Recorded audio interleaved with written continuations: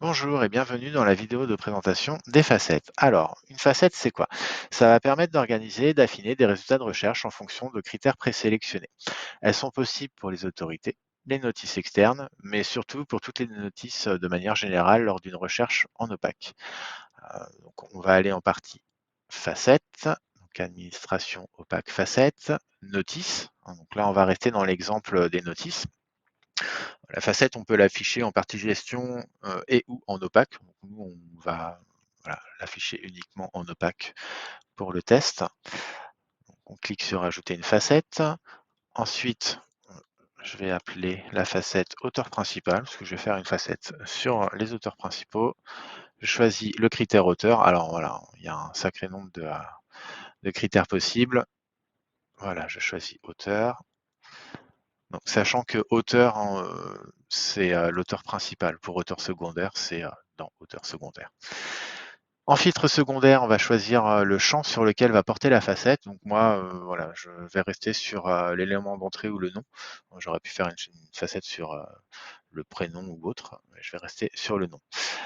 Le critère de tri permet de définir si le tri d'affichage des facettes se fait sur le nombre de résultats, enfin de la facette sur laquelle on est, si ça se fait sur le nombre de résultats en fonction du nombre de notices concernées, ou sur la valeur, en fonction de la valeur de la facette. Par exemple, si on a une facette, auteur, hein, alors on aura soit les auteurs qui ressortent le plus dans les résultats de recherche en premier ou en dernier, puis les autres ensuite, hein, si on met sur le nombre de résultats, ou alors la liste des auteurs ordonnée alphabétiquement si on coche sur la valeur. L'affichage peut se faire par ordre croissant ou décroissant. Moi, je vais choisir déjà sur le nombre de résultats. Je vais mettre par ordre décroissant. Il faut aussi définir quel type de données sont présentes via le critère. Cela permet de trier correctement. Donc là, on n'est ni sur du numérique ni sur de la date, hein. C'est le nom, c'est de l'alphanumérique. Donc on coche bien alphanumérique.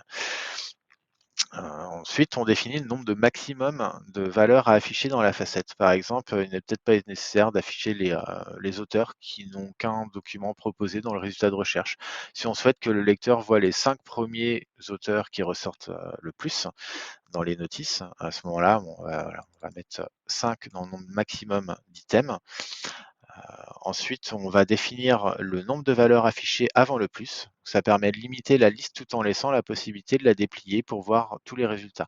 Donc moi, j'ai envie d'afficher les 3 premières avant le petit plus. Et voilà, quand on clique sur le plus, après, on aura les, euh, les 2 autres auteurs. Donc, je clique sur visible en opaque pour activer la facette en opaque, sachant que l'auteur principal, voilà, je peux le traduire dans d'autres langues pour quand on est en opaque multilangue. Et je clique sur enregistrer. Alors, pour vous donner un petit exemple, là, on a une facette type de document. Si je recherche, par exemple, logiciel,